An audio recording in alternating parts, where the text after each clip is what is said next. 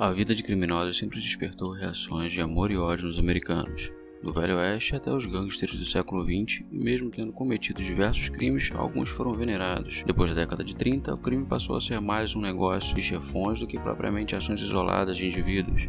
O crime organizado explorou diversas áreas da sociedade, do contrabando à agiotagem, da prostituição à chantagem e corrupção de empresas e sindicatos. As guerras de gangues, em disputa por controle de mercados ilegais, começaram a substituir os tiroteios com a polícia. Então bebe uma água, se acomoda na cadeira, curta esse vídeo e se inscreva no nosso canal, porque você vai conhecer 10 dos maiores mafiosos da história americana. Arnold Rothstein, o primeiro chefão do crime.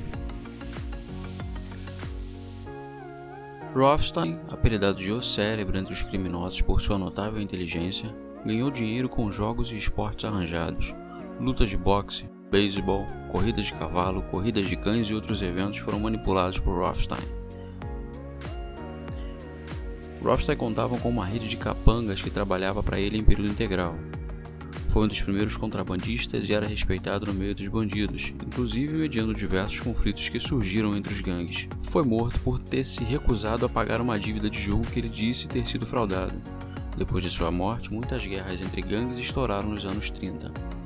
Al Capone, de segurança de bordel a chefão da máfia de Chicago. Al Capone foi segurança de bordel antes de ser chefão do crime, até que foi contratado por um gangster chamado Johnny Torrio como segurança particular.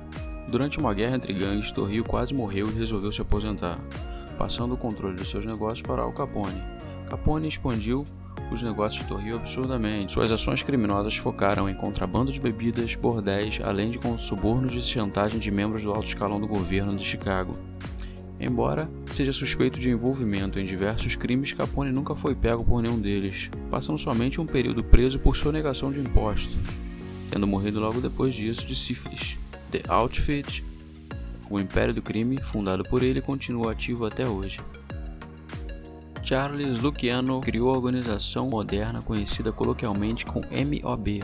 Charles Luciano foi uma espécie de pupilo de Arnold Rothstein, tendo aprendido muito com o primeiro chefão do crime americano, inclusive quanto à diplomacia, cultivando admiração e bom relacionamento com todos os criminosos e gangues de Nova York. Luciano matou 2 grandes chefões do crime da cidade depois de ter ganho a confiança deles. Mesmo preso por cafetinagem, continuou comandando seus negócios criminosos dentro da cadeia, e entre indas e vindas entre a Europa e a América, morreu em Nápoles, Itália, de causas naturais. Dutton Schwartz, um dos maiores concorrentes de Luciano em Nova York.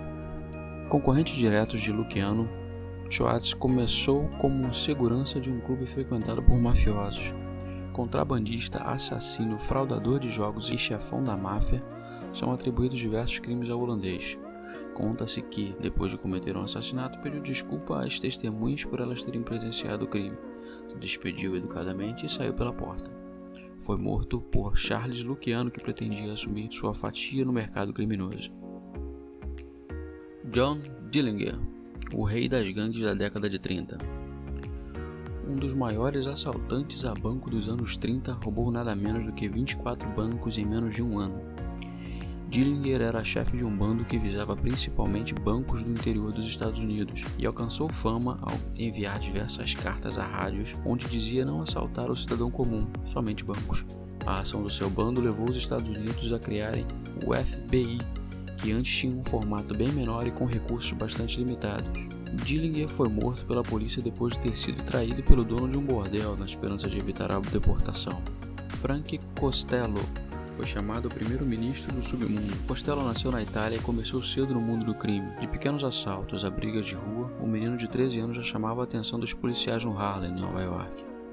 Com o passar dos anos, ganhou notoriedade entre os criminosos, assumindo como chefe da máfia quando um dos chefões teve que fugir para a Itália. Como todo bom gangster italiano, suas principais atividades eram contrabando, extorsão, agiotagem.